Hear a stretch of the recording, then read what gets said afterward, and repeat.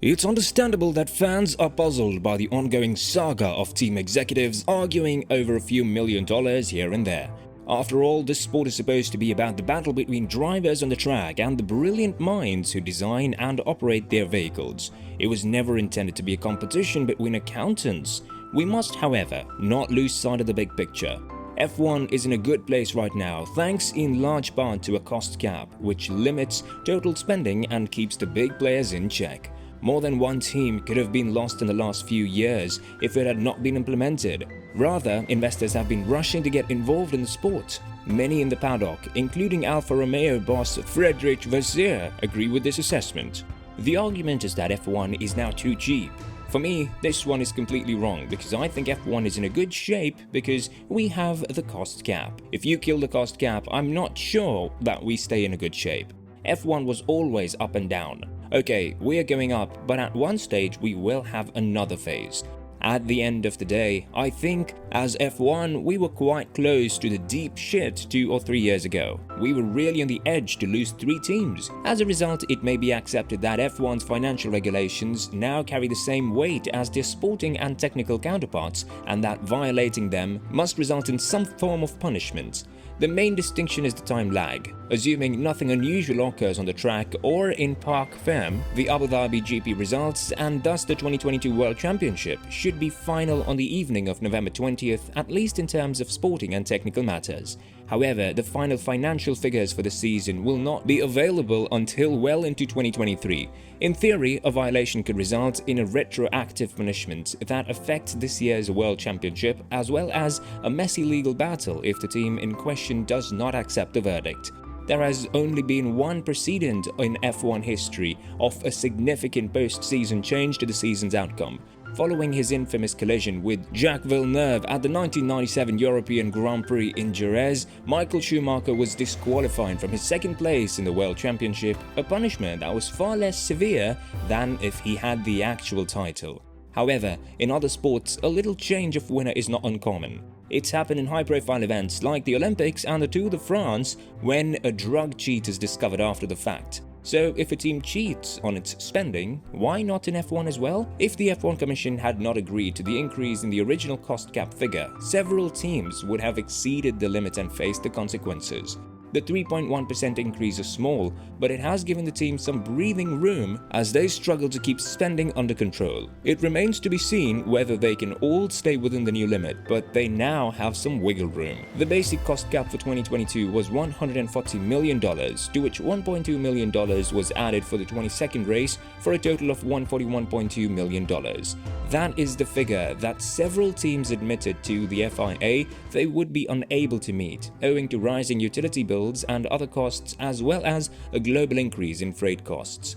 The main challenge that teams face is global inflation at the moment, which the budget cap was not designed to address. Back in May, it was argued that many front-running and midfield teams would have to miss races in order to stay under the cap.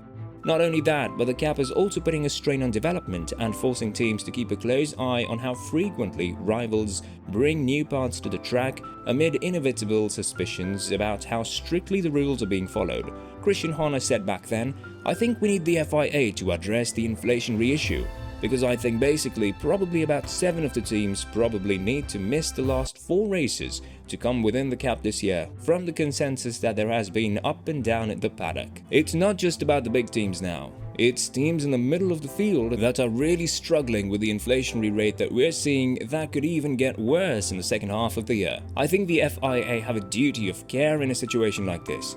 I know they're taking it very seriously because, as I say, you'd almost be at a point where I think for certain teams, from numbers that were presented earlier in the Spanish GP week, that they would have to miss a few Grand Prix to even get anywhere near the numbers.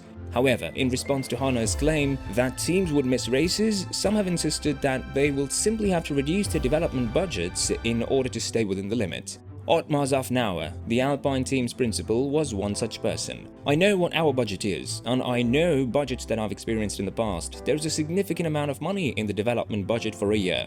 Especially in a year where the regulations are all new, you put in a lot of money for development because ultimately this year is a development race. So when freight costs go up by $2.5 to $3.5 million, but your development budget is $20 million, Can you not make your development budget $17 million and still be under the cap?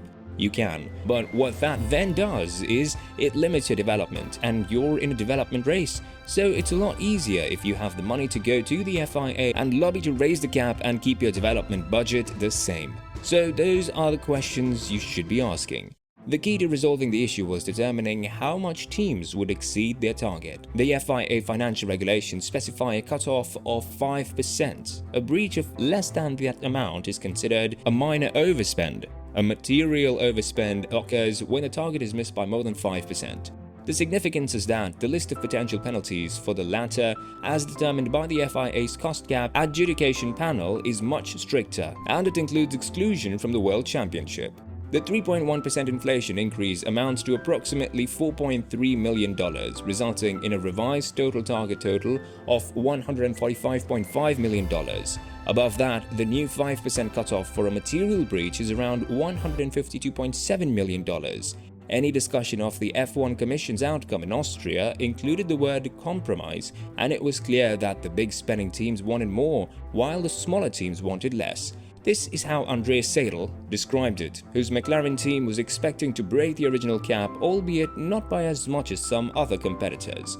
Obviously, the different positions have been quite far apart, from no adjustment to bigger adjustments. In the year, we somehow met in the middle, and that's why it's called a compromise. We were also happy with that, because also on our side, we were voting for an increase, because we were facing similar issues to Mercedes, Red Bull, Ferrari and other teams. And we're very happy now that we find a defined solution, especially for 22, because I think in the end it's in the best interest of the sport. We have a defined solution for this year and don't end up in several teams breaching the cap in only the second year of it being in place due to very special circumstances, and therefore it's absolutely sensible what is in place now. The three biggest spenders welcomed the 3.1% increase, even though they all clearly desired a higher figure. Mattia Binotto, Ferrari team principal, stated, "It was positive because we took a decision. Because in the last F1 Commission, we discussed a lot without any decision. I think in terms of timing, we were really borderline. Some teams were already in breach of the budget cap this year, and to find a compromise was important. Certainly, as a big team, you are always looking for more, but I think that this compromise is good enough to give us a brief and a new target, a new challenge. Yes, it will be tight, but positive that we come to a decision." Christian Horner also shared his thoughts, saying, "Of course it does help. I think in the interest of finding a compromise, it was too much for a couple of teams and it was not enough for the top teams. So it was a question of finding a middle ground. And it's not just about this year, it's about next year and the years after as well. So I think it was the responsible thing to do." Meanwhile, his Mercedes colleague Toto Wolff was the least enthusiastic, stating, "Too little for the big teams, I guess, because energy prices, inflation and freight are skyrocketing, but too much for the small teams. So nobody's really happy, and I guess that's a good outcome. I think why we achieved the compromise is that we said to the small teams we're not going to come back and saying we need some kind of negotiation with the cost cap adjudication panel. I think the three of us are very much above it, and that means saving costs will be necessary for Mercedes. So yeah, the outcome is helpful. Does it solve our problems? No. While some believe the increase in the budget cap was entirely unnecessary and others believe it was too little too late, a good compromise is reached when both parties are dissatisfied, and it appears the FIA has done just that. Thank you for your time. Be sure to like, subscribe and click on the bell icon to be notified of future uploads.